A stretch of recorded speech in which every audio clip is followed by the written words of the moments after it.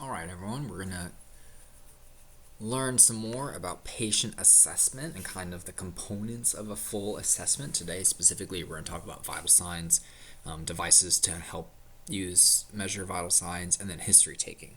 All right, so we'll first start with a dispatch to 1895 East State Street for an unknown medical called in by a family member at 1748, which is 548.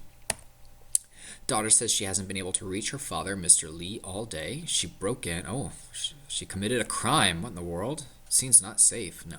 She broke in to found her father on the floor, and he seems weak and in pain. So, how would you proceed to assessing care for this patient, which is what we're going to talk about here?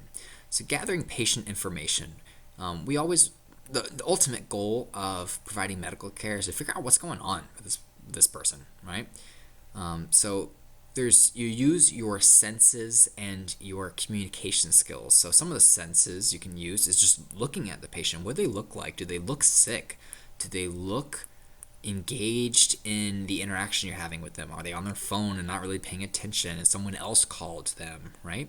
Search for clues in the environment. If you find pill bottles or syringes, used needles around, or maybe you just yesterday I went to a cardiac arrest and there was still food in the oven, so that kind of hinted to us that this was a recent cardiac arrest rather than one that happened longer ago. You're a detective and you get the privilege of going to people's homes and kind of looking around their environment, their living situation, kind of figure out how clues in the environment could help clue you into what's going on. Maybe this person's on home oxygen, you see tubing everywhere, things like that. And you gotta talk to the patient, communicate with them, ask them what's going on. We'll get into all those questions later. And then also important to note the age, gender, and ethnicity of the patient. All three of those factors confer risk for certain medical conditions, right? Age, the older you get, the more comorbidities you acquire. Likewise, different disease prevalences have different bearings at different ages. So, it's more likely that an infant is going to have bronchiolitis compared to like a 79-year-old. Gender also confers risk to certain ages, right? If it's a pregnant female, it's important to note that gender so that you can start getting an OBGYN history specifically to the complaint that's going on. And ethnicity, different disease prevalences amongst ethnicities confer risk as well. Ultimately, what it boils down to is determining the chief complaint of the patient. Why did they call EMS, or why was EMS summoned to the house? Frequently, this will be written in verbatim in the chart that you all will learn to. You'll learn the chart format, CHARTE, and the C in chart is chief complaint. So frequently, people will do quotation marks as to why the EMS was called, and it may be a nonsensical complaint. It may be, I see someone in the other room. Well, that's not really a nonsensical complaint, but I'm hungry could be a complaint that they have. Who knows? Whatever they say they called you, you need to put that in the chief complaint. So let's talk about vital signs. So vital signs are important. Vital signs are what we call vital, and they're important information as to the physiologic status of the patient. All right. And when you are continuously assessing patients, you need multiple sets of vital signs. At a minimum, you need 2 sets, because one set of vital signs in isolation is fairly useless. 2 sets allow you to compare, all right? So if vital signs may improve or deteriorate, you need 2 sets to be able to mark those trends, all right? So your first set of vital signs are baseline. Preferably, you get this set on scene before you start transporting the patient. All right. So you walk in, you get a history. As you're doing that, your partner's getting a baseline set of vitals. So let's talk about those, the standard vital signs. Well, there's and we're going to go through these in order. There's respirations, how many breaths per minute the patient is taking. There's pulse or heart rate. There's the skin condition, pupils, and blood pressure. So let's talk about those. So to assess those vital signs, you're going to need a sphygmomanometer, which is the blood pressure cuff. You're going to need a stethoscope to listen to the blood pressure cuff. You're going to need a wristwatch, Don't pull out your phone and the stop clock setting on your phone to be doing vital signs. Patients may interpret that as you being disinterested or texting someone. So invest in a cheap Walmart wristwatch that has a second hand or a second counter on it. You're gonna need a pin light for vital signs. It's nice if you have a pen and pocket notebook to record the information. Sometimes I just put a piece of tape on my pants and write the vitals there. Not as professional as coming in with a notebook. And you also need PPE, right? You need gloves at a minimum. Nowadays with COVID, you might need a mask and you might need some goggles, face eye protection. Let's talk about breathing rate, all right? So the most accurate way to count respirations is to wait a full minute and breathe and count the number of breaths, complete breaths they take in a minute. Because you report respiration rate per minute. So those are the normal ranges for respirations. And I'm going to tell you right now, high yield, you need to know the normal ranges for all age categories. And we're going to talk about blood pressures, we're going to talk about heart rates. You're going to need to know those normal values as well. So this is high yield information that you need to commit to memory. So adults, per minute, they breathe 12 to 20 times. So that's one breath every 3 seconds is 20 breaths per minute, and one breath every 5 seconds is 12. So between 3 to 5 seconds is a normal respiration rate for adult.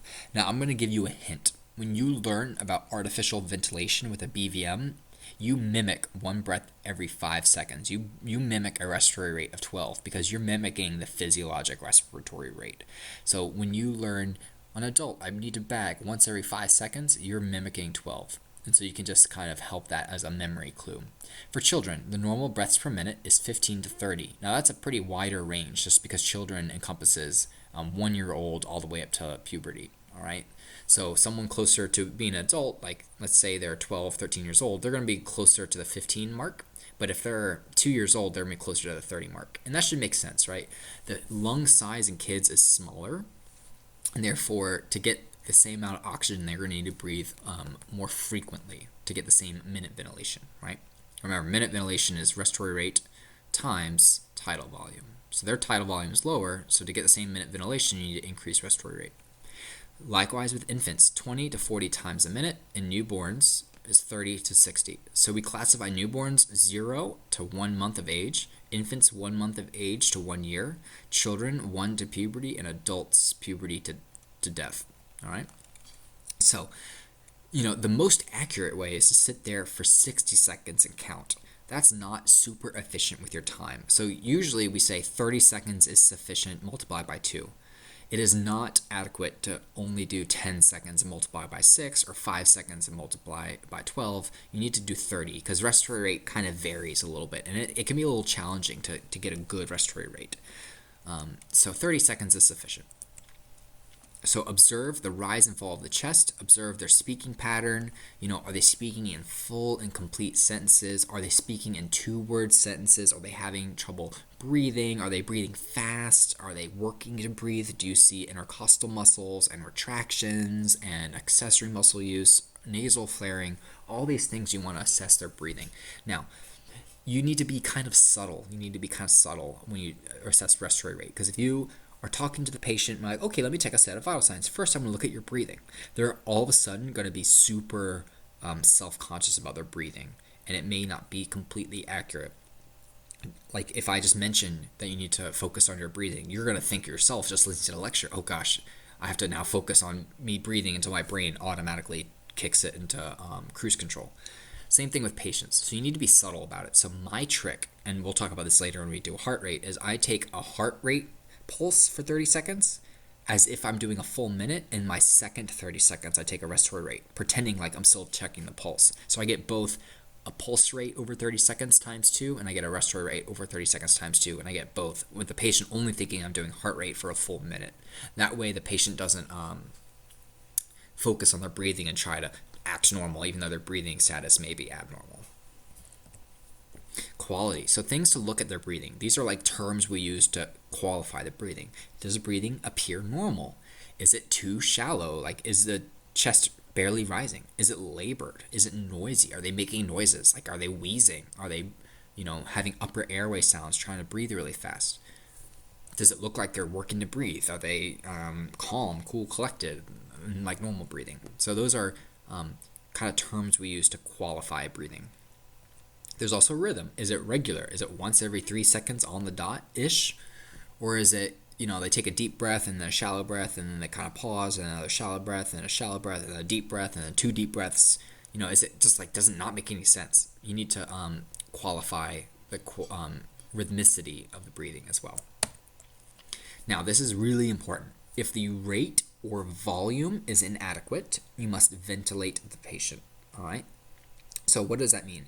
If either rate or volume is not physiologic, we need to provide positive pressure ventilation. And we'll learn more about that during our airway kind of block where we manage ventilation for patients. So if the adult is not breathing 12 to 20, they're breathing 3 times a minute, or they're breathing 45 times a minute. We need to artificially ventilate them to get them back to a normal physiologic range. Likewise, if they're breathing super shallow, like it's as if they're not breathing at all, or they're breathing super deep, we need to ventilate that patient to take over for them. Because the body will respond to stresses by modifying the breathing, and so in an abnormal way, and we need to restore that normal amount of breathing by ventilating that patient. So if either or both is inadequate, you need to ventilate. If they have good tidal volume but an adequate rate, you still need to positively pressure ventilate that patient. Let's talk about heart rate. So assessing the pulse, this is a way, the pulse is a pressure wave generated by the heart when it contracts. So, you can assess pulse all over the body. I mean, there's like not really endless, but there's a whole bunch of ways to listen for the pulse. Now here it says to calculate the number 15 times 4, right? 60 divided by 4 is 15, so over 15 seconds times 4, that's fine. You can also do 10 times 6, but I liked my trick because I'm like sneaky about checking breathing and pulse at the same time. So I like to do heart rate a little longer. Now, it's important to note if a heart rate is in respiration rates are irregular, doing this trick where you multiply a time, a shorter amount of time under a minute to get to a minute. If their respiratory rate or heart rate is irregular, you're going to get an inaccurate reading. Because think over the course, if someone's breathing irregularly or has a heart rate that's irregular, and it's not like once every 5 seconds or once every 3 seconds, it's kind of irregular. If you do a sample of that 60 seconds, it's not going to be necessarily representative of the whole 60 seconds. So if someone's heartbeat is irregular and it's beating, it goes bump, bump, bump, bump, bump, bump. And it's like that pattern isn't even repeated. It's like no pattern. If I only take 10, 15 seconds of that pattern, it is not going to be representative of the whole time period. So if it's super irregular, you need to wait the whole minute for both breathing and heart rate to really get the rate over a minute. So that's the pearl for you can't do a shortcut. So let's look at some places for pulses. The best place, the cleanest place is the carotid. That's the closest to the heart. All right, the carotid. That's kind of underneath your sternocleidomastoid muscle in your neck, and you can feel it on yourself. And it should be big and strong. Another big and strong place is your femoral artery, right above your femoral ligament. So frequently in cardiac arrest, we'll have a finger on this pulse to see if the pulse returns and the quality of compressions, because we're doing airway management and stuff. We don't want to be holding a pulse up here. It's hard to do compared to femoral in a cardiac arrest. But when you're assessing pulse, carotid is the big gun to go. You don't want to be reaching down someone's pants and saying you're checking their pulse. You'll probably get a complaint very soon, unlike a normal patient. A radial pulse is probably the most common place we check on a healthy, non-sick patient. So if they call you for a cough and fever, it's kind of uncomfortable if you start putting your hand around their neck, and likewise, you're not going to be putting your hand in their pants. So you check a radial pulse. So that's on the radial side, the thumb side of your underarm, your forearm. All right. So check a pulse there. For infants, we frequently check a brachial pulse. That's the artery that we cut off when we check a blood pressure. There's also the popliteal pulse. That's underneath your, behind your knee. kind of hard to appreciate. There's the posterior tibial, which is behind the medial malleolus of your feet. I would encourage you to practice this in the shower or something. Sit down, cross your legs, and try to feel this pulse. It's a little challenging, but you're going to need to know how to assess these pedal pulses when you do splinting and traction splints. So start practicing now. And then the dorsalis pedis pulse is on the top of the foot along the first metatarsal. There's other pulses too. There's your temporal pulse. You can feel that. There is an ulnar pulse, a little harder to appreciate. Yeah. So here's the radial pulse. You use 2 to 3 fingers, and my trick is I press a little firm. So the most common mistake is people don't press hard enough, and they just like lightly press. And if you don't put your finger against the wall of the artery and disrupt flow, you're not going to feel blood flow. You're not going to feel the pulse. So my trick is I press a little harder than I would expect, and then to make sure I'm pressing hard enough, and I slowly kind of release my pressure until I can feel the pulse. So that's the radial pulse on the thumb side. That's high yield. Now on infants, we always assess brachial because they have little chubby fat wrists, and their necks are chubby and fat too, so it's hard to find these, and just the caliber of the arteries are smaller compared to adults, so it's easiest to find a brachial pulse, which is on the interior surface of the arm. So this is high yield. For infants, brachial pulse. Everyone else, radial pulse, unless they're unconscious, a carotid. Alright, so a carotid pulse, anterior medial to the sternocleidomastoid muscle, so that's a muscle that connects your mastoid bone to your sternum and clavicle, and so medial to that, a little deeper, is your carotid. Don't check both at the same time. Don't check the pulse across the patient. Check it on the same side. It's just easier to find. So if any patient is super sick and they're an adult, assess the carotid.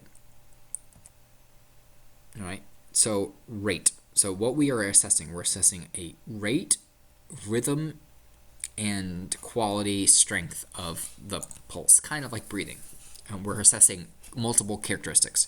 So the average rate for an adult is 60 to 80. That you can move that number 80 up a little bit to 60 and 90, but an adult is 60 to 80. I would encourage you to check your own right now and just take it over 15 seconds, multiply by 4, and see what you get. The younger the patient, the faster the rate. Also makes sense. Just like the younger the patient, the faster the breathing, because the minute ventilation, when the tidal volume decreases, the respiratory rate needs to increase. Well, here, the cardiac output needs to be maintained, and so if the stroke volume is decreased because the heart is just smaller, then the heart rate needs to increase. So that makes sense. So we also, some terms, tachy means fast, brady means slow, so these are important terms to know. Tachycardia means a heart rate over 100, and bradycardia means a heart rate under 60. Now, the same thing exists for breathing. Tachypnea, P-N-E-A, is fast breathing, and bradypnea is slow breathing. Now, here's a tip. Never use your thumb. I think this is kind of a myth. They say you have like a pulse in your thumb, but like if you put your thumb against your jawbone or a counter, like I don't feel my own pulse there, but it's just considered voodoo magic to make sure you use your thumb and your pointer finger and middle finger just in case there's a voodoo pulse in your thumb. So use those fingers. And like I mentioned, here it says 30 by 2, you can 15 by 4. This PowerPoint self-contradicts. Find something that works for you and is accurate. But if it's irregular, if the breathing or heart rate are irregular, do the full minute to be the most accurate. Quality, things we're assessing, other qualifying terms, just like for breathing. Was it labored? Was it irregular? Here, is it regular or irregular? And then strength. Is it a strong pulse? Can you really feel it? Or is it weak? So some terms we also use for strength. Is it strong? Is it really strong? Like way too strong. Like is it almost like echoing in a way? That we call that bounding. And then if you can barely feel it but it's there, we call that thready. All right, weak and thready pulse. Not full or difficult to feel. Sometimes that also is like if something is kind of weak and fast, we kind of call that thready. Regularity. Is it regular? Is it a smooth beat? You can almost predict when the next one's coming. If you play instruments or something like that, this is going to be super intuitive to you. I don't play any instruments, so this is kind of harder. Now, this is the bane of students' existence, the term irregular, because there's something called regularly irregular and irregularly irregular. And you're just like, what in the world does that mean? So a heart rate can be irregular, which means it's not at the intervals aren't regular. So let's just say I have a heart rate of 60 per minute. So that means on the dot, every 60 seconds, it's going to beat. So once every second for a heart rate of 60, it'll beat once every second. Now, a regularly irregular beat would be a pattern that repeats but is not regular. So one beat, let's say it beats, pauses for 2 seconds. Beat, pauses for 2 seconds. Let's just say that's an example. Well, that is a pattern that is repeating in a regular fashion, but from beat to beat is irregular. So let's say we go bump, bump, bump, bump, bump, bump. So the pattern has a regular element to it, but from each pattern together, it is not regular. So we call that regularly irregular. And then there's irregularly irregular. It's like there's not even a predictable pattern that repeats.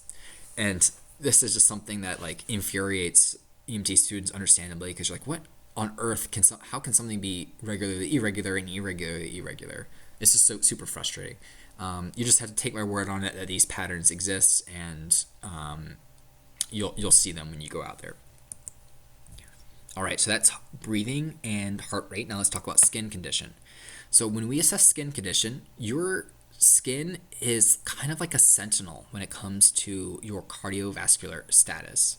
So when you have good cardiac output and your physiologic state is optimal, your body is going to perfuse the skin, because your skin is a great way to offload extra heat for thermoregulatory functions.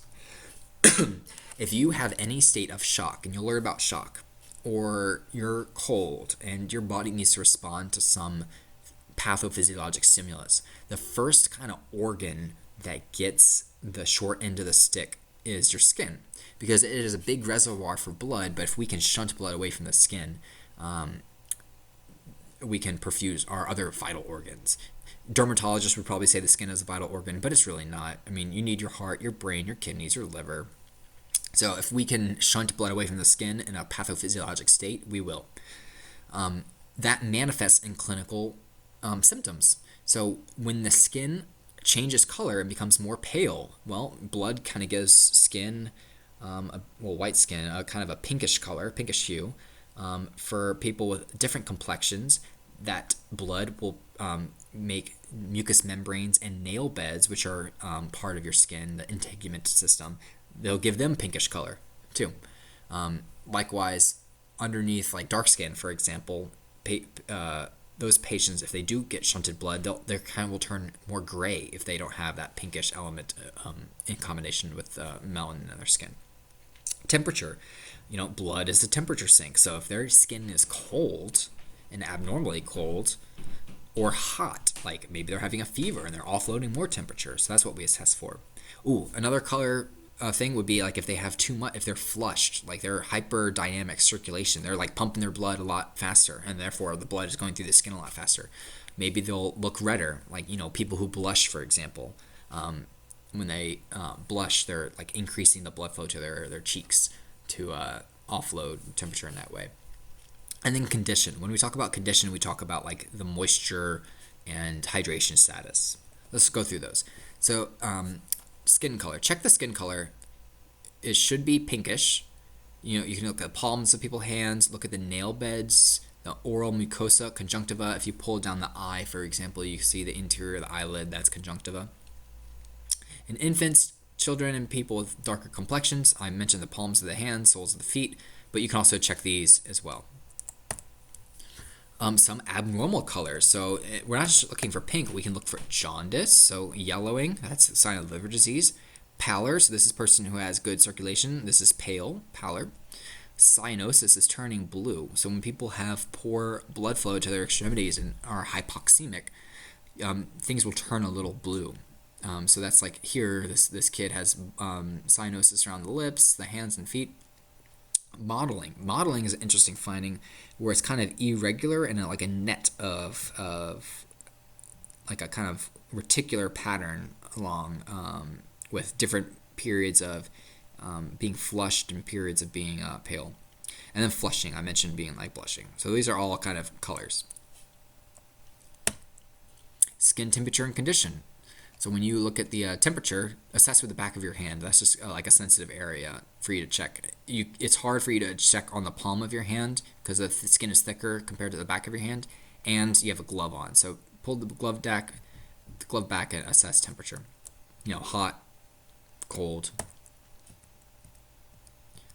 There you go. So fever, if they have heat stroke, for example, they'll be hot skin. If they're cool, maybe they're shunting blood like shocky or they're hypothermic. Likewise, cool and then cold if they are extreme exposure. A term you'll hear, this is kind of a combined. Clammy is kind of a color, moist is the skin condition, and wet together. We'll say pale, cool, clammy. That's the sign of shock. Just burn pale, cool, clammy as shock in your mind. Diaphoresis. So this is like excessively wet. If they're super sweaty, that's a sign of autonomic activation. So your sympathetic nervous system will activate you sweating. And if it's abnormally dry, maybe they're has severe dehydration. Like they have cracks in their hands or cracked mucous membranes, dry, their tongue is super dry. Spinal injuries can also cause dryness because of the temperature and moisture dysregulation if you have a spine injury.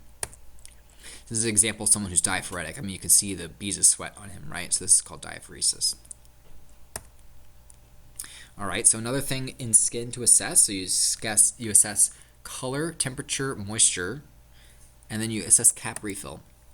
Cap refill is the amount of time that if you compress a capillary bed that for it to refill with blood. So let me do an example. Take your index finger of your left hand and palm up towards you and squeeze the tip of your index finger between your thumb and forefinger of your right hand for like a second or two, and then let go. And you'll see it being white right when you let go, and then it'll slowly refill.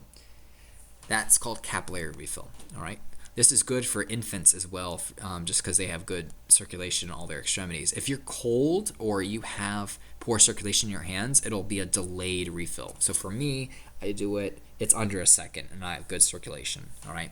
If you are in shock or you have a cold environment or you have certain meds on board or you're in a pathophysiologic state and you're shunting blood away from your skin, especially in your fingers where you're doing the cap refill, or you're older, for example, you'll have a delayed cap refill. So that can be a sign of an illness going on. So here's an example. This person pressed on here, and you can see the outline, and this should pink up in a second. So we call it a blanch, and this should come back. And you count the time it takes to return. So normal adults, infants, and kids, about 2 seconds. So just memorize 2. Females, maybe a little longer. I don't really know the reason behind that. And then elderly, they're at baseline going to be more unhealthy with more vascular disease and less cardiac strength compared to a healthy adult. So at baseline, not sickness, but at baseline, they're going to be delayed already. But if it's abnormally longer, or it doesn't, if it stays blanched, that's a sign of like poor peripheral circulation, such as shock or cold or something like that. So that's skin, heart rate, respiratory rate. Now let's talk about pupils, eyes. Now this is a skill that students frequently perform poorly on, and I just don't think it's because it's hard to learn it effectively. And it's easy to look at pupils with like blue eyes, green eyes. It's harder for brown eyes, especially harder for really dark brown eyes. But also students tend to like to shine the light directly into the retina and burn someone's retina, and that's not good. So this requires a bit of subtlety to it. But basically what you're doing is you shine a light and you bring the light slightly it starts shining on the retina so the brain recognizes the light and it will constrict the pupils. So what we look at is, 1, do the pupils look equal? Is one unequal compared to the other? Does it react to light by shrinking? Do both eyes react to light? So I would encourage you to maybe stand up, go to the bathroom, turn off lights in your bathroom, do that for a couple seconds, and then turn the lights on with your face really close to the mirror, and you'll see your pupils being very wide initially, and then as soon as you turn the lights on, it should constrict. And that's what basically we're doing. We're recapitulating that when we do a pupil exam with this pen light. We want to make sure both eyes are constricting to the light. If you shine light in one eye and the other light doesn't constrict, that's an abnormal finding. Likewise, if it doesn't react at all, if it just stays dilated, that could be a problem. Likewise, certain drugs will affect pupil sizes and make them not responsive to light. So, for example, cocaine is a sympathetic stimulant, fight or flight. It'll make your pupils wide and dilated and not really responsive to light. The flip side would be narcotics. Narcotics make your eyes pinpoint. So there's so many things you can glean from pupil exam. So this is a good skill to practice. So we look at size. So here's an example of constricted pupils. We look if they're equal. So here's an example of unequal pupils. This is a bad sign, super bad. This is always a huge red flag if you find this. And then constricted, dilated, also do they react? So we look at the size of them at baseline. Do they look equal to each other? And then if you shine a light on one of them, do they both constrict? And then you do that for both eyes. All right, so then we're approaching the end of our vitals. We're going to talk about blood pressure.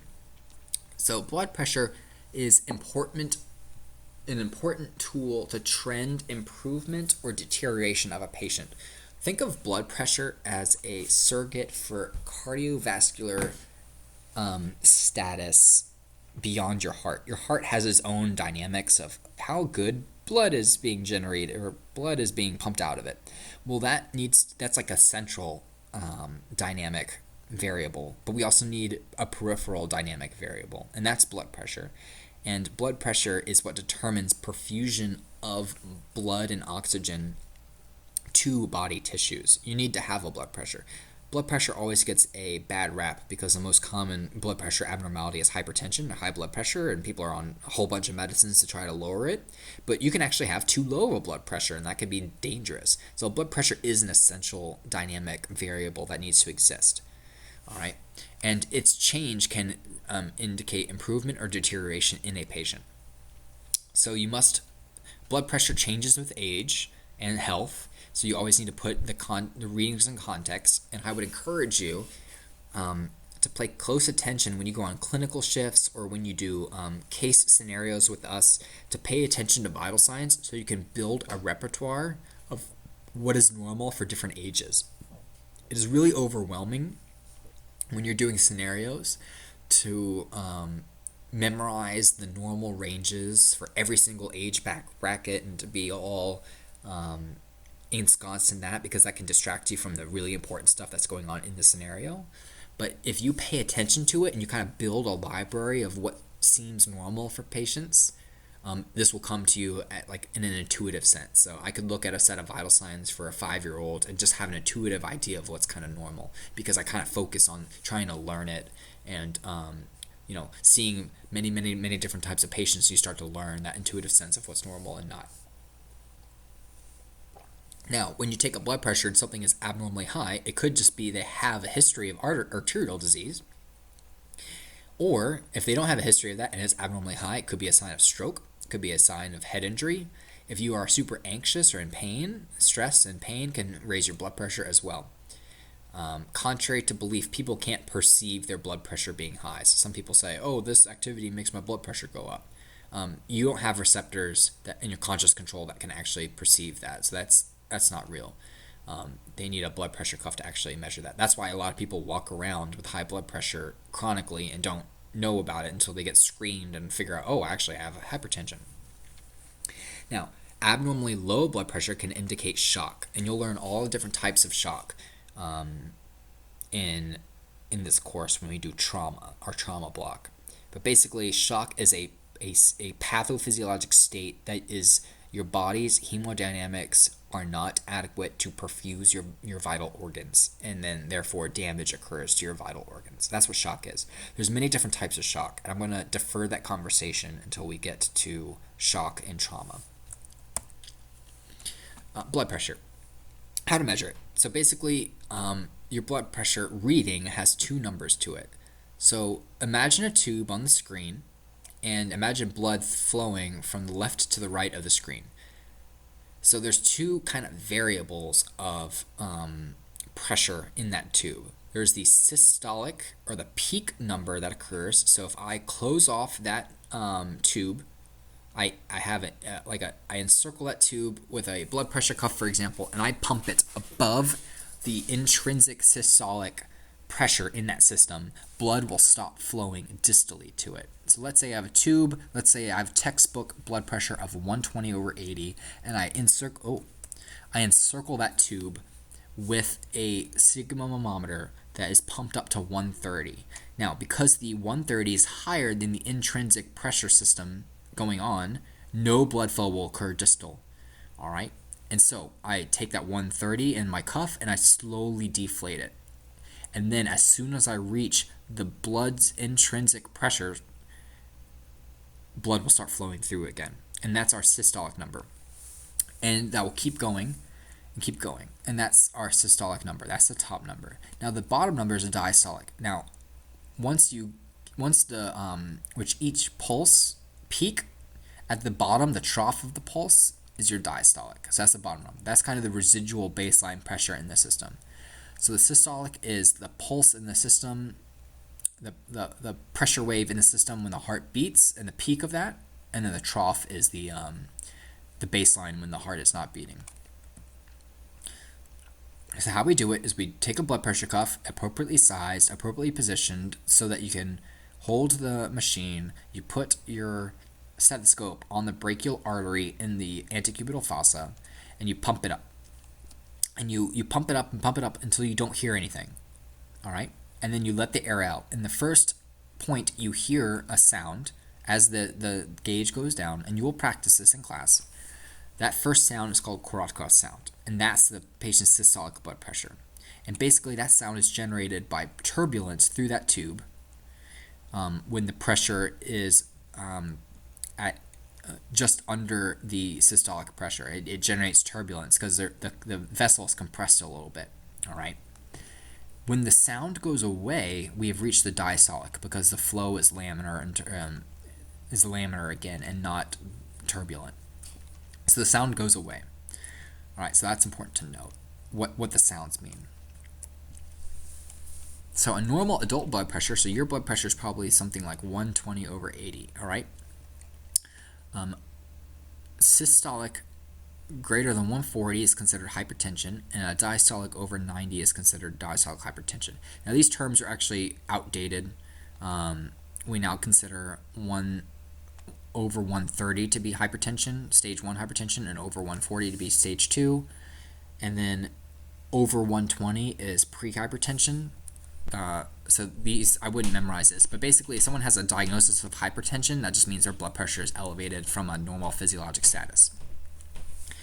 However, that means that there is a large range of normal depending on physical fitness, age, health status. The older you get, your blood pressure tends to rise because you kind of have cholesterol deposits and arterial disease in your vasculature. If you are physically fit and you have a good cardiovascular status, you do cardio, you run or swim or row or do something that elevates your heart rate, you can improve your blood pressure and have better fitness of your cardiovascular system. So there's kind of a range of what is going on. But an abnormal blood pressure can indicate a serious problem, especially in context with other things. So in general, a normal systolic range for an adult is if they're under 40, take their age, so say they're 39, and add 100. Now technically that would still be hypertension chronically, but you can't just diagnose hypertension off of a single blood pressure reading. It's kind of like a longitudinal thing on average what they're doing. All right. So I wouldn't really memorize this. This is kind of a high yield. I've seen this on exams. So a kid under 10, or just think under puberty, take their age, multiply by 2, and add 80. All right, so this is high yield. For adults, just, somewhere over 100 and not like over 140, 160. That's starting to get up there. That's kind of normal. Children, for sure, know this one. Minimum systolic. Now this one's easy. So anything under 90 for adults, kids, or just think of puberty to make it simple. Adults and people in puberty, over 90 is the minimum systolic number. If you have anything under that, we call that hypotension, and there's something going on. There's like a pathophysiologic problem, like shock, for example, if they're under 90. For age, this is also high yield. So a normal is age times 2 plus 80, but the minimum is age times 2 plus 70. So you need to memorize both. Kind of a normal-ish range for an adult is like 120, 130, maybe 110 if they're kind of healthy and younger. But the minimum, absolute minimum is 90 under that's hypotension. For a child, age times 2, let's say they're 8 years old, so 16 plus 80, that's 96, right? And then, but the minimum for an 8-year-old kid would be 86, because 8 times 2 is 16 plus 70, that's 86. So if they're under 80, for example, that's a red flag. So like the numbers change. So make sure you know the age of new infant to puberty-ish. So how do we measure blood pressure? You can do it manually with auscultation, and this is the preferred way. All right, so you pump it up, you start letting the air out. Once you first hear the first sound, that is your systolic, and then when the sound goes away, that's your diastolic blood pressure. That's how the machines like at Walmart or drugstores where you take your own blood pressure, that's how they work. Now, if the blood pressure is super abnormal on the low side or the high side, sometimes it can be really hard. Or maybe the ambulance is super noisy, people are screaming, and you need to get a good blood pressure. There is a substitute called blood pressure by palpation, and this is you can only get a systolic blood pressure via this method. All right, so you pump up the blood pressure cuff as soon as you don't feel a pulse anymore. You start decreasing the pressure until you start feeling a pulse again, because that's essentially when you start hearing the sound. And when you do, that number is your systolic. So if I do an auscultation and I get a blood pressure of 120 over 80, that means I started hearing the sound at 120, I stopped hearing the sound at 80. If I take a palpation blood pressure and I get the same thing, I can't get a diastolic. So how you document that is 120 over P, and that means palpation, because you can't possibly get a diastolic with palpation. It is important to note the scales of what you're reading, and this is kind of like a sig fig thing, like think back to chemistry. I can always tell students when they're making up blood pressures because they don't know what they're doing when they start giving me odd numbers, because there's only 5 ticks between each tens place. So if I start hearing 123 over 91, I'm like, oh, you're just like making up a number that sounds reasonable. No, you need to make sure you do at the ticks, so there are always even numbers. You need to make sure you use a proper cuff size. All right, there are ranges for you to be able to use. So there should be about overlap. You should have the arrow pointing to the artery. The cuff bladder should encircle about 80% of the upper arm in length. And then the width of it should be about 2/3, all right?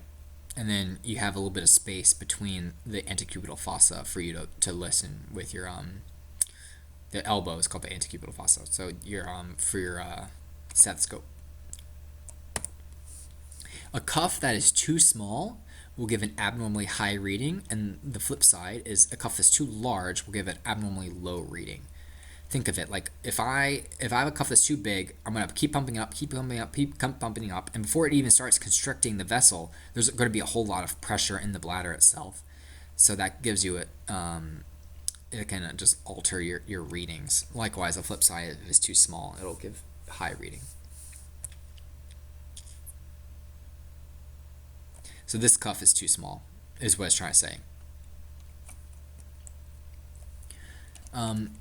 Things that can artificially increase your blood pressure is if you do cuff over clothing. So the preferred situation is for them to take jackets off, for them to roll up their sleeves so you can actually get it. Different clothing makes different mistakes. So someone who's like wearing like a very slick, small, thin, long sleeve shirt is going to have a less effect than someone wearing a bulky jacket on the amount that they increase. But preferred, get everything up. That may not always be possible because you're not going to be cutting clothes off of someone who's healthy just to take a blood pressure. So take it in context. Someone who's stressed out will have an increased blood pressure as well. I wouldn't really say it's artificially high. It's like high in the moment. It's not like a fake out. Like that's probably what their blood pressure is. So I don't know if I agree with artificially high, but like from their baseline, if they're stressed out, it's going to be higher. physiologically because they're stressed out.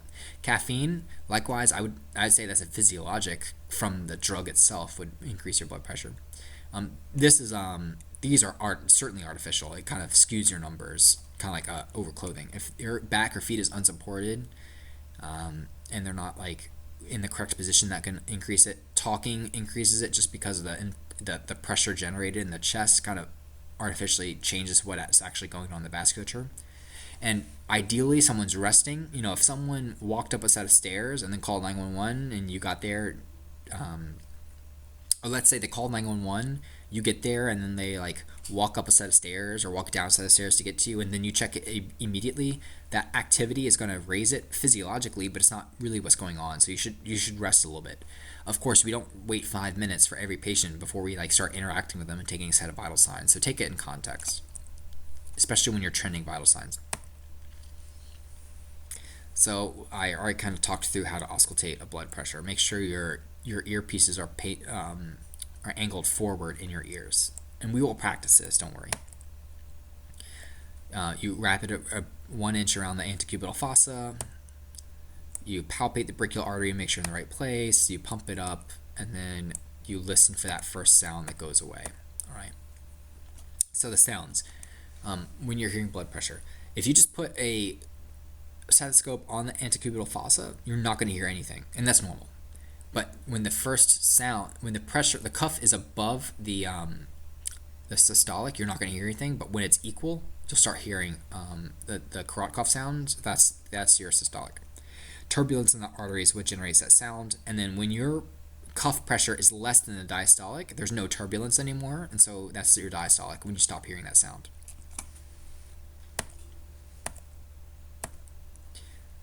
Like I mentioned, if you palpate, you can only get systolic. All right, so some helpful hints. Make sure you reduce extraneous noise so that your tubes and things aren't twisted. Stethoscopes pick up a whole bunch of stuff. It'll pick up sliding across the skin.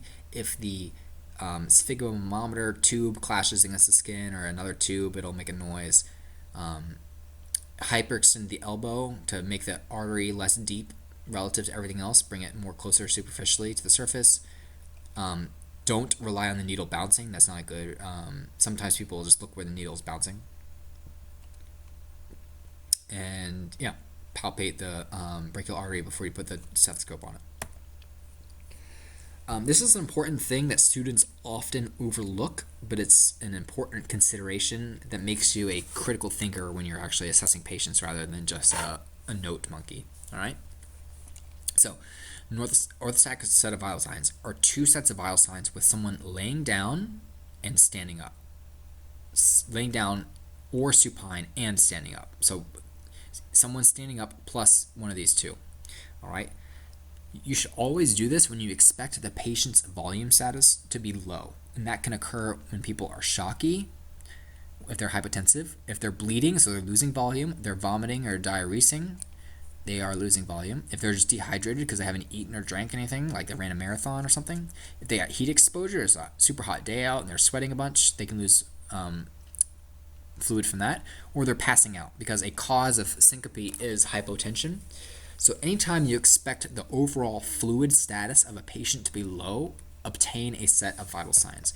How this works, you have them either supine or sitting, you take a set of vitals, and then you stand them up and take a set of vitals after 2 minutes to let their body equilibrate. So this is the definition, and I will commit this to memory. An increase in 20 of the heart rate or a decrease in systolic blood pressure by 20.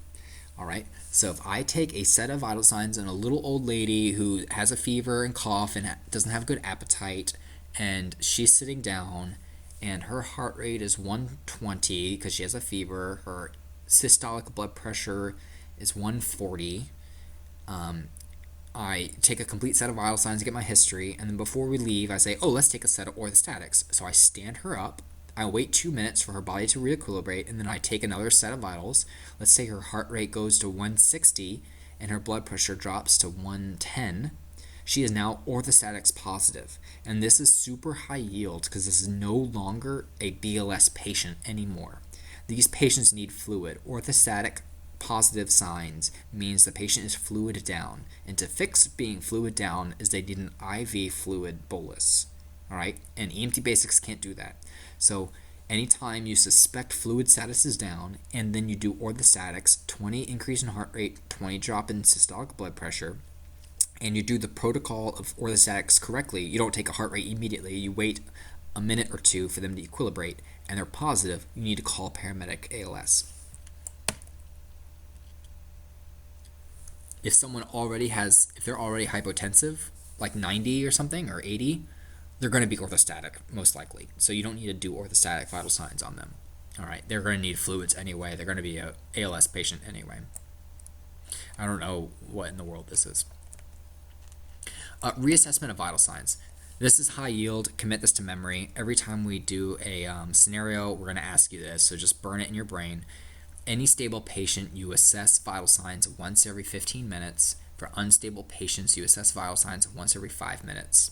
And if you give a drug or you do some intervention, you should just assess. It's good practice to assess afterwards. Now remember, you must have at least 2 sets of vital signs. So let's say I pick up a drunk patient on Franklin Street, I take a set of vital signs there on scene, and it takes me 5 minutes to get to the hospital. Is that sufficient? I'm doing once every 15 minutes, right? No. You need minimum of 2 sets of vital signs, regardless of how far your transport time is. But if you have a longer transport time and it's going to take you more than 15 minutes to get to the hospital, you take a set of vital signs once every 15 minutes if they're stable, once every 5 minutes if they're unstable. So other equipment you can use to monitor, I call these like Vital Signs Plus. These are technically not vital signs, but they're like other things I measure in my vital signs algorithm. Pulse ox. So if you watched the, we'll talk a little bit more about this also with intubation, but a pulse oximeter is a thing that reads the saturation of hemoglobin in your bloodstream. A normal value is 97 to 100. If it's under 95, that's hypoxia. And if it's under 90, it's severe hypoxia. And so you'll be learning how to give oxygen delivery devices to maintain good oxygen saturation. Now, I'm going to correct this slide. This is not correct. It doesn't tell you, the pulse oximeter doesn't tell you the percent of hemoglobin saturated with oxygen. It tells you the percent of hemoglobin that is saturated. Most likely, and for almost everyone, it's going to be oxygen that is saturating that hemoglobin. But there is one case in carbon monoxide poisoning where carbon monoxide kicks off oxygen and binds to hemoglobin competitively, and patients will be hypoxic. Frankly, if you did like a blood gas and looked at the oxygen in their blood, but the pulse oximeter can't distinguish oxygen versus CO2, it only looks at kind of the configuration of hemoglobin, and if hemoglobin is balanced to carbon monoxide, it won't recognize that that's a difference and will still report a high value. All right. So if you go to someone who was found in a garage with a car running and you like, oh, let me see how their oxygen is. You put it on as 100%. You shouldn't believe that number, especially if they're tachycardic, they're tachypnic, they have labored breathing, they're turning blue. You're like, oh, I don't want to give this person oxygen or ventilate them because they're satting 100. No, the machine can't tell the difference. So most likely it's going to be oxygen that is saturating the hemoglobin, but in some situations it may not be hemoglobin and the machine can't tell the difference. So that is incredibly high yield. Anyone under 95 will get supplemental oxygen. We'll talk about that more in the rest of our airway modules. So basically anyone gets pulse ox. Just put it on. It's a useful point of data. It will give you a heart rate. Don't rely on that heart rate. At least correlate with a manual heart rate before you start taking vital signs off of this. All right. So if you are concerned about any breathing status or circulatory status, always assess pulse ox. Inaccurate readings can be caused when patients have shunted blood away from their extremities, because for this to be able to get an accurate reading, it has to have blood to look through. All right. So if someone is shocky or cold or they're moving their hand around, this infrared light can't get a good reading. If they have less blood flowing there, it's not going to be accurate. All right. Carbon monoxide, I mentioned. Anemia, this is actually not correct. You still will get a good saturation of hemoglobin. Nail polish is like plus or minus. Sometimes it interferes, sometimes it doesn't. Just depend on the wavelength, the light that the color of the fingernail polish interferes with. I can't believe there's an entire slide for procedure, but literally just clip this on the finger and wait. That's it. Turn it on. It does that. The important thing here is for infants. I mean, these are pretty big things. It won't fit on an infant finger, so we have these. They're like adhesive pulse oxes. Sometimes we'll just attach that to the foot, and it's the same. It's the same principle. A non-invasive blood pressure monitor. So when you go on clinicals, you'll see these kind of fancy heart monitors. These take blood pressures by auscultation for you. It's very nice. You can set it to take blood pressures every 5 or 15 minutes, so you don't even have to remember, and it'll take a full set of vital signs. You also can do a manual just by pushing the button, and it'll give you the reading kind of down here. Now, it is good practice, and I would encourage you, and the only way to get good at doing something is by doing it over and over again. But every patient I see, I always take a manual blood pressure and compare it to what the monitor is reading. And if it does correlate, then I am confident that I can just rely on this for all subsequent vital signs. But if it's not correct, at least I have my baseline auscultation that I did myself. And then I know that the monitor's not correct, I can just auscultate. So that's good for two reasons. One, you're doing a confirmation check with your own ears. And two, you're practicing the skill so you get good at it. And, you're not going to be good right out the gate of EMT class if you're trying to learn how to take a blood pressure with lights and sirens going down the highway. You're not going to be good at doing that if you haven't done it a lot of times before, but you're also not going to be good at it if you rely on these blood pressure monitors to do your work for you. All right. Okay, so that's everything vital signs. We talked about respiratory rate, heart rate, blood pressure, skin, pupils, pulse ox, devices. Now we're going to talk about history. This is kind of the second bullet. So feel free to take a break, do whatever you got to do, but I'm going to keep going. So before you take a history, you kind of need to establish some credibility, rapport with the patient. So introduce yourself and your partner. If fire department's there, they probably asked a lot of the questions that you were going to ask, so get the story from the first responders. That's useful. It's also useful if you get that story in front of the patient, because then the patient can correct the story or say their own words if something has changed or hasn't been adequately collected. All right, and then look the part. I mean, in your safety, wellness, professionalism lecture, they always talk about establishing credibility by being well dressed, all that stuff. Always use communication skills. If they're hard of hearing, get close to them, get on their level, especially if they're a kid, all those things. Establish rapport. Be competent, don't be fumbling around, trying to look for pieces of equipment all over, tripping on, your shoelaces are untied. Be confident in your abilities, because you'll be well trained after this course, and it may be scary to talk to patients for the first thing, but they're paying you money to take them to the hospital and investigate their problem, so they want confidence in you, and you have confidence in your own abilities. And also be compassionate. They're suffering, they're a patient, something's going on that overwhelmed their stress system, and that's what an emergency is, ultimately something that overwhelms the resources and the stress system of the patient with some sort of medical or traumatic or psychiatric problem, so show compassion to them. Do things to reduce anxiety. Bring order. So if there's a lot of family members yelling and screaming, if there were like a son and a daughter running around, remove them from the scene so you can establish order and talk to the patient. Introduce yourself, make sure you get consent. Hey, I'm Chris, I'm an EMT, I'm here to help you. Is that all right? Can I figure out what's going on? Position yourself well. It's never a good sign if someone's sitting in a chair, like a low chair, and you're standing up way above them and crossing your arms, and you look disinterested. That's not a good way to establish competent, a good image of them for you. Use your communication skills. Use open-ended questions when you need to, when preferred. Use closed-ended questions when you need to. Talk to family members to get collateral history, all those things. Be courteous, Mr. or Mrs., all those things.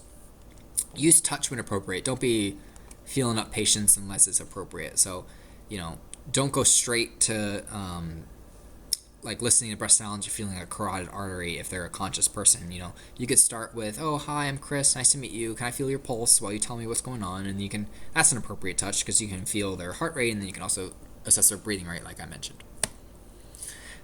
Always try to control the scene. If it's unsafe, you need to remove yourself and to the patient if preferred. So you're going to be going to bars, the streets, private homes with family members that are belligerent, maybe clubs, all those things. So you need to make sure scene safety is important, and there's a whole lecture on scene safety. So this is taking the history. Like I mentioned first, all history revolves around the patient's chief complaint. So a chief complaint in their own words. You can also gather history from family members. So ultimately, most of your information is going to come from the patient unless there's some extenuating circumstance, like they're hard of hearing, they don't speak, they're deaf, they are demented, they have an intellectual disability, they're a child who doesn't want to talk to you. Then most of your history will be gathered from family members or healthcare workers at like a nursing home, for example. But most of the time, you need to get the history from the patient themselves. Information you need: age, sex, race, ethnicity. Kind of information about a medical history is what's going on, their complaint, chief complaint, signs and symptoms you're experiencing. Think of any sign and symptom: headache, cough, chill, shortness of breath, nausea, vomiting, diarrhea, dysuria, blood in the urine, blood in the cough, a rash on their leg, feeling faint, paralysis of their leg, rectal bleeding, all these things, right? Those are signs and symptoms. I should mention the difference between a sign and a symptom. A symptom is a thing a patient experiences that you can't objectively verify. A sign is something that is going on that you can objectively verify. So a fever is an example of a sign, because you can put a thermometer in their mouth and you can assess the temperature. And if it's over 100.4, that's a fever. If they have chills associated with their fever, that is a symptom, because you can't observe them feeling chilly, right? If they're shaking and rigoring, that's a sign of a fever. If they are complaining it burns when they pee, that's a symptom. You can't verify their sensation. If they have a headache, that's a symptom. If they are vomiting, that's a sign. If they are nauseous, that's a symptom. So know the difference between signs and symptoms. Treatments that they take or have tried before calling you, any illnesses or hospitalizations or surgeries that they have experienced. And we'll talk thoroughly about my sample history and OPQRST. Note taking. So it's important for you to take accurate notes in a succinct manner. So frequently we'll have computers to document this stuff. Maybe there'll be a first responder sheet or a clipboard for you to write things on. If you don't have that, like when you go on your clinical shifts, I would encourage you to bring a notepad or something like that to write things down so you can remember it. So techniques. Open-ended questions are good when they're good. So open-ended questions are the best when patients are good historians and best when assessing their chief complaint. So if someone calls you for chest pain, you can say, tell me about your chest pain. That's open-ended. They can take it wherever they want to go. Now, some patients will be coherent and start telling you, oh yeah, I was mowing the lawn and I started feeling this pain in my chest and I felt lightheaded. So I sat down, it got a little better, but it didn't go away, so I called 911. That's a great, succinct history from the patient from an open-ended question. Now, if you say, hey, can you tell me what's going on with the chest pain? They say, well, when I was 12, I got hit in the chest with a baseball bat, and I was never right since, and every now and then I kind of stub my toe and trip on myself, and that kind of makes my chest hurt a little bit more. And today I was mowing the lawn, and there's this badger running in the lawn. That person is off the rails. So those patients, you should do closed-ended questions. And that's something that's kind of like a yes or no or limited answers. You could say, did your chest pain start when you sat down, or did it start when you were mowing the lawn? Oh, it started when I was mowing the lawn. So they have a very limited range of things to answer. Preferably, most of your questions should be open-ended until you're getting towards the end of your history, where you need to get the end of your information, such as just tying up loose ends for historical information. All right, that's more your closed-ended. So you should always kind of start open-ended and transition to closed-ended, especially if they are a wacky historian. Now, when you can use open-ended questions, try to use them. So instead of asking a patient, does your chest pain burn?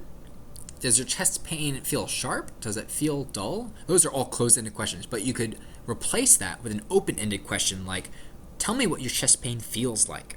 and they can try to describe it.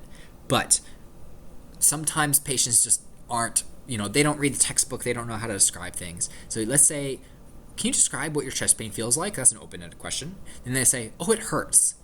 Well, that's an answer to open-ended question. You can say, oh, well, can you try putting it into other words? You can do a follow-up open-ended question. They say, oh man, just, kind of hurt, it hurts, And you're like, oh my God, give me a word. That's when you can say the close-ended questions. Does it feel like it's burning? And they say, no. And does it feel like it's sharp? No. Does it feel dull? No. Does it feel like stabbing? Oh yeah, it feels like that. Well, why didn't you say that earlier? Oh, maybe they didn't have the terminology. Who knows? Patients are always finding ways to mess with your brain when you take histories. So you can always transition an open-ended question into a closed-ended question if you need to. All right. Active listening techniques. Do good eye contact. Don't try to interrupt them. You're going to have to interrupt them sometimes because patients will talk off a wall about this, that, and the other sometimes. So avoid interruptions when you can.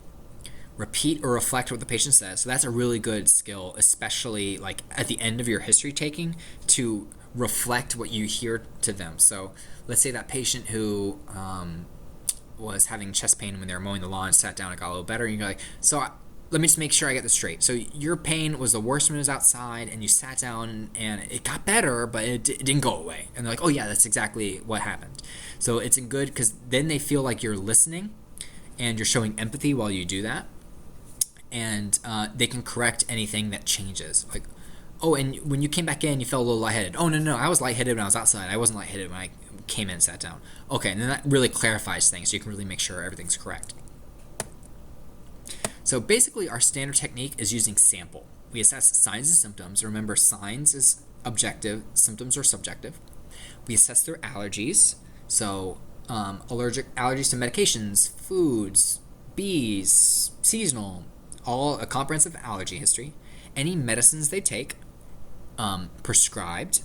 Do they take them as prescribed? Did they take their medicines today? Did they miss any doses? Do they take anything over the counter? Are there unknown bottles around that they don't know? Are they taking their medicines incorrectly? Like maybe they took extra medicine today that they shouldn't have. A pertinent past history. This is a little hard until you start getting clinical experience to know what is pertinent. So when you first start out, just ask all medical history, but you can start tailoring down the medical history. So if someone is complaining of chest pain, some pertinent history, like, oh, do you have a history of high cholesterol, high blood pressure? Have you had a heart attack before? Have you had coronary artery bypass? Have you had any stents? And kind of those things kind of flow together the more clinical exposure you get. But if you don't know to ask those questions, you can say, do you have any medical history? And they may like, oh yeah, I have high blood pressure. And you're like, well, I don't think that's completely correct because you have on blood pressure for cholesterol. And like, oh yeah, I have high cholesterol. So it takes a little bit of finesse to interpret people's medicines, interpret chief complaints and historical things that would make those complaints more higher acuity than others. For example, if they start going on about they stubbed their toe in 6th grade and it hasn't been right ever since, but they're calling you for like a nosebleed, that's not really pertinent necessarily. Last oral intake, last thing they ate or drank, particularly important for patients who need to undergo surgery because their stomach may need to be pumped. Patients with diabetes, if they missed a meal or took insulin without eating a meal or haven't eaten all day, that's important.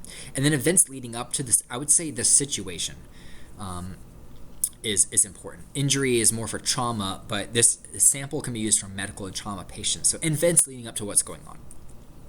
So sample history is what you indicate by gathering that information in samples. So you need to memorize the acronym SAMPLE. I mentioned sign and symptom. Ask, what are you feeling? That's an open-ended question. What were you doing when it started? That's an open-ended question. I mentioned those differences. A expansion under S, so it's like sample, and then another acronym under S is OPQRST. So you can also say SOPQRST ample is OPQRST. These are things to further investigate signs and symptoms. So onset, what were you doing? Let's say that the complaint is chest pain. What were you doing when the chest pain started? How long ago was it? What were you doing that made it worse? What were you doing that made it better? Quality. What does it feel like? Does it feel sharp, burning, stabbing, dull, achy? Radiation. Does the chest pain move anywhere? Does it move to your left arm or jaw? Severity. On a scale of 1 to 10, what is it now? What was it at its worst?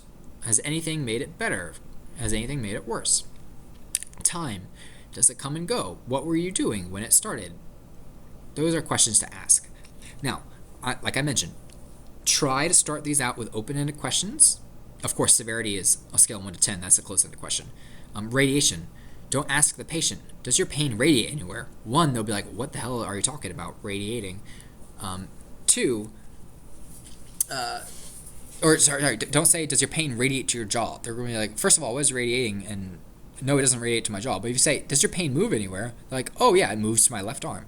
So try to do open-ended questions, and if they say, I don't know, you can always do a follow-up, close-ended question. They say, does your pain move anywhere? And they say, no. And you're like, do you have any pain in your left arm or jaw? And they say, oh yeah, I kind of have pain in my left arm.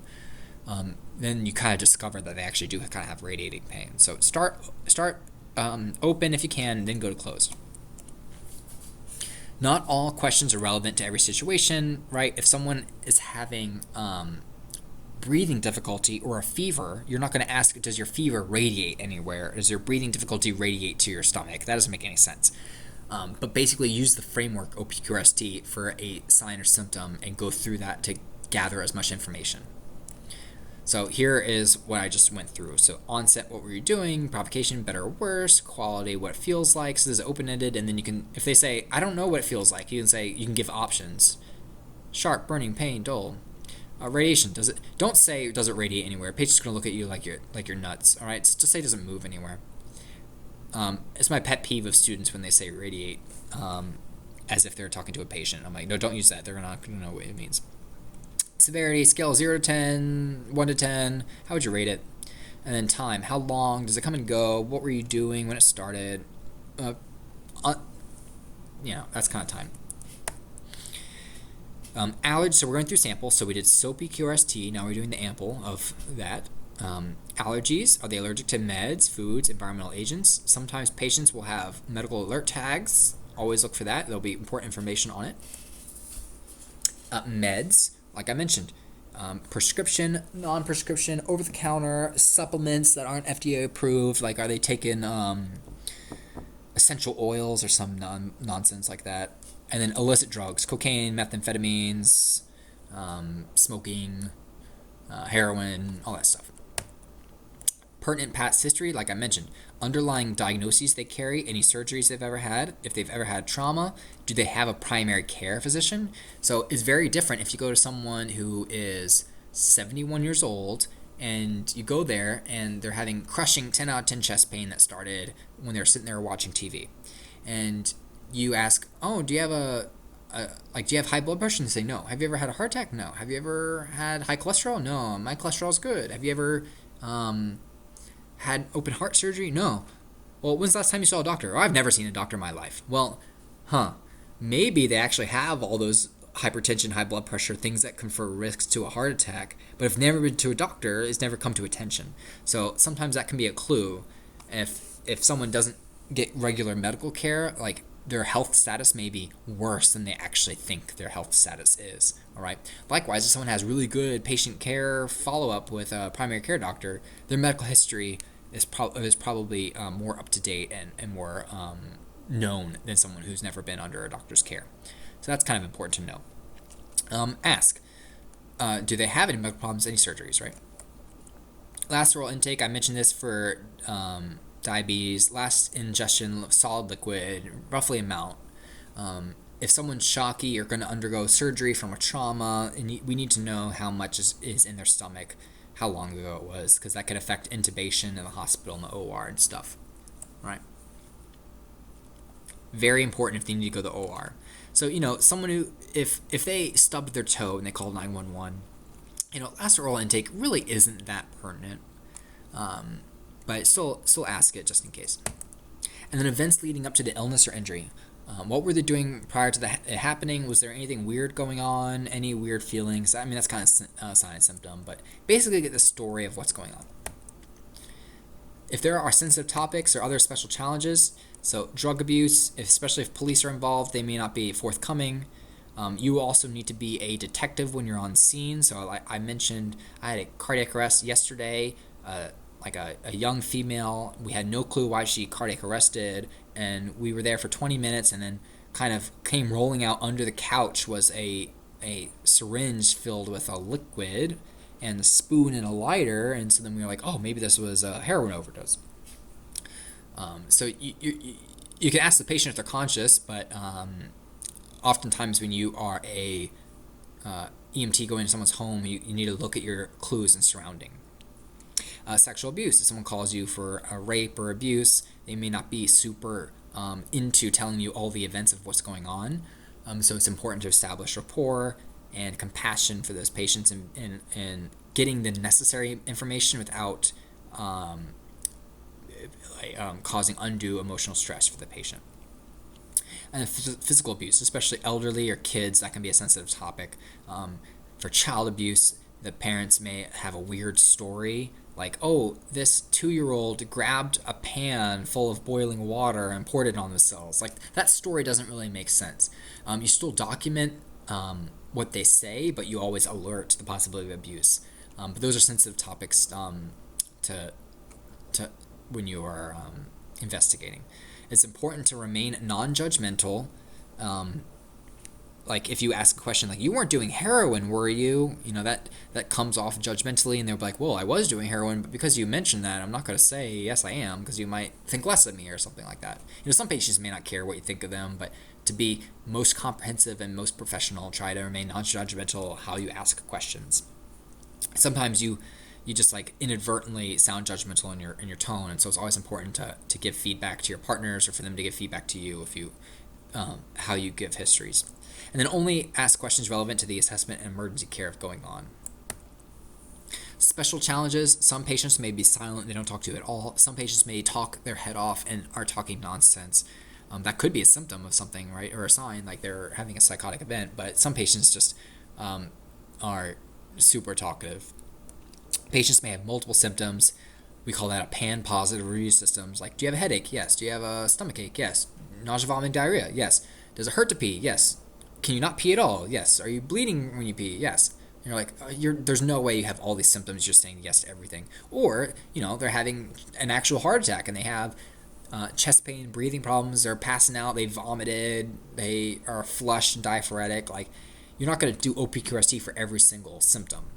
So that can be cutting a sword. Patients may be anxious, understandably. They can be hostile and angry. Scene safety is important. Intoxicated patients are always a special challenge because they are intoxicated, so they're not going to be cooperative necessarily, and they may not be awake enough to give you a full history, and you may need bystanders to tell you what's going on.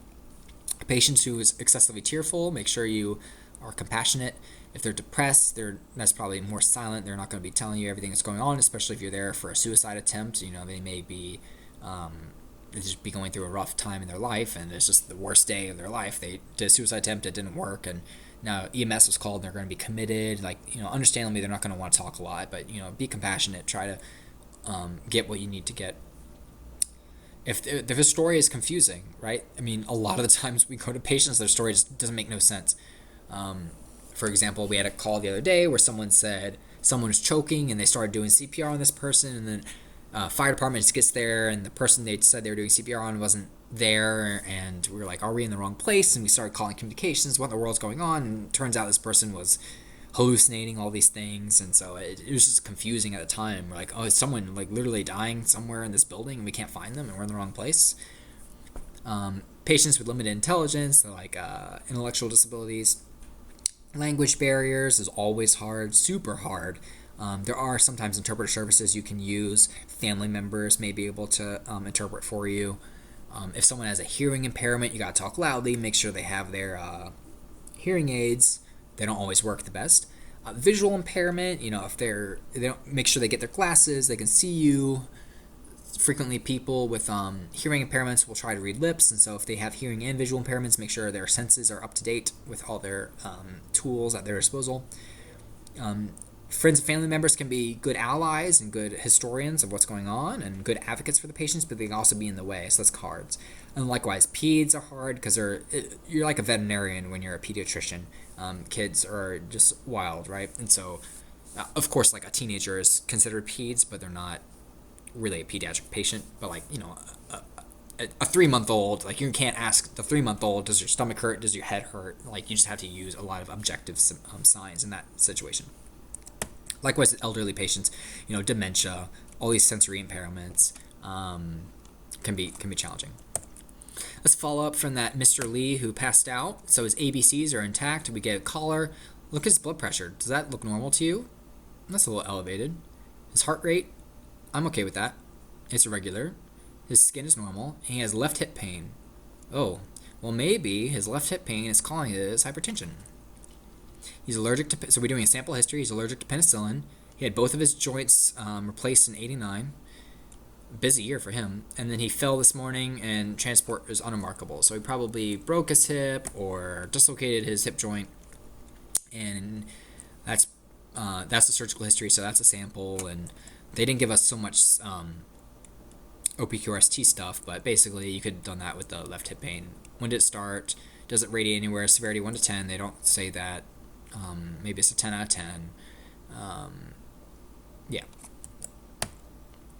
All right, let's do this real quick. 56-year-old male fell from his roof onto a driveway. He's not alert. He fell head first, head trauma. Blood's coming out of his ears, nose, and mouth.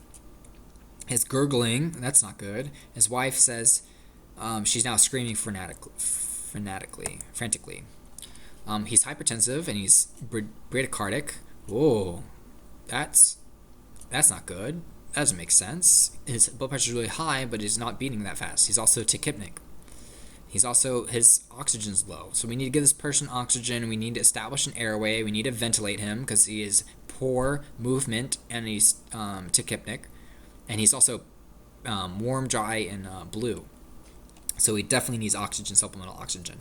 You'll learn this, but this is a sign of head trauma. Hypertension, bradycardia, and irregular breathing is a sign of Cushing's syndrome. You'll learn about that later. What's significance of gurgling means his airway is blocked by probably blood or some gunk in his airway, so we need to suction that to have a patent airway. How do we document the pulse rate? We would document it 48, slow and strong. That's literally how we would do it. Pulse oximeter indicates hypoxemia. Signs, what do the skin signs? Oh, he was cyanotic, so that's hypoxemia. Warm and dry. He is perfusing his skin with that good blood pressure, so he's not shocky. What other vital signs do we want to know? Let's see. We got a heart rate, we got a respiratory rate, we got blood pressure, we got a pulse ox, we got skin. We should get pupils, right? We need to get pupils. If he has head trauma, maybe he has unequal pupils or his eyes aren't reacting to light. So pupils is another vital sign. Essential. Never forget pupils. When would you attempt to gather a sample? After you stabilize the airway of the patient. All right. How would you gather it? If he's talkative, I don't know. It didn't really say. It was unresponsive, right? What did it say? Not alert. You may need to get a sample history from bystanders who saw what's going on, his wife after she calms down, and figure out if he can't answer his medications past history, she may be able to answer that. All those things. What information could you gather from this mnemonic? Well, he has head trauma, so and you could ask what it feels like. Does his head pain move anywhere? What it feels like, scale 1 to 10. Does anything make it better or worse, like laying down versus sitting up? Does the C-collar make it any better? All that stuff. All right, and that is history and vitals.